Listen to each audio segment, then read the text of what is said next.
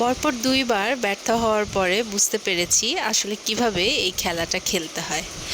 আপনারা সবাই নিশ্চয়ই এই খেলাটা খেলেছেন। আসসালামু আলাইকুম সবাইকে। সবাই কেমন আছেন? আশা করি খুব ভালো আছেন। আমিও ভালো আছি আলহামদুলিল্লাহ। শুরুতেই বলছিলাম ব্যর্থ হওয়ার কথা। আসলে মনে খুব আশা নিয়ে এই খেলাটা খেলতে গিয়েছিলাম।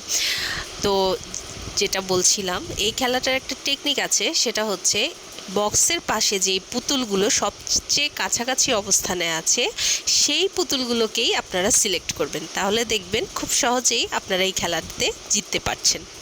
ছোট বাচ্চার আনন্দের জন্য, পাশাপাশি আমাদের বড়দের আনন্দের জন্য হলেও একটু ঘোরাটা মন্দ কিছু না, তাই না বলেন?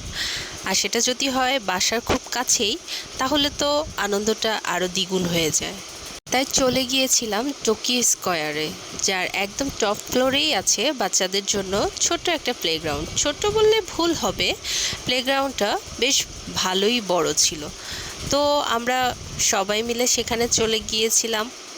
হাঁটতে হাঁটতে প্রথমে একটু ফলের জুস খেয়ে নিলাম, তারপরে হাঁটতে হাঁটতে উপরে চলে গিয়েছিলাম। সেখানে প্রথমেই এন্ট্রি টিকিটটা কেটে নিয়েছি। আমরা মোট 5-6 জনের মতো ছিলাম। এই যে আমার জুস তখনও শেষ হয়নি, হাতের মধ্যেই নিয়ে সেখানে চলে গিয়েছিলাম। তো সেখানে বাচ্চাদের নানান ধরনের রাইড ছিল, ছোট ছোট কয়েকটা রাইড ছিল, বড় বড় অনেকগুলো রাইড ছিল। তো দেখছিলাম যে সেখানে বাচ্চারা খুব এনজয় করছিল। বাচ্চারা সেখানে সব বয়সী বাচ্চাই ছিল, ছোট থেকে শুরু করে বড় সব বয়সী বাচ্চাই ছিল।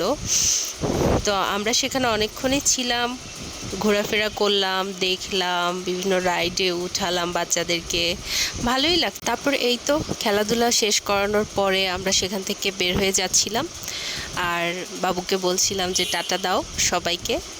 এই তো তারপর সেখান থেকে সোজা চলে গেলাম টোকিও স্কয়ারের অপোজিটেই অবস্থিত অন ফায়ার রেস্টুরেন্টে। সেখানে প্রচণ্ড রাশ ছিল, আমরা যেতে যেতে অলমোস্ট 8:30টার মতো বেজে গিয়েছিল। সবগুলো সিটই মোটামুটি বলা যায় একদম বুক ছিল। তারপরেও ভাগ্যক্রমে আমরা আমাদের সিটটা পেয়ে যাই। ঘোরাঘুরি করার পরে বাহির থেকে কিছু খেয়ে না আসলে কেমন যেন জিনিসটা জমে না, আর সেজন্যই বাহিরে আমরা অর্ডার করে ফেললাম চিকেন চাপ আর নান রুটি। তবে পরে জানতে পারলাম যে সেখানের পরোটা নাকি বেশ ভালো খেতে।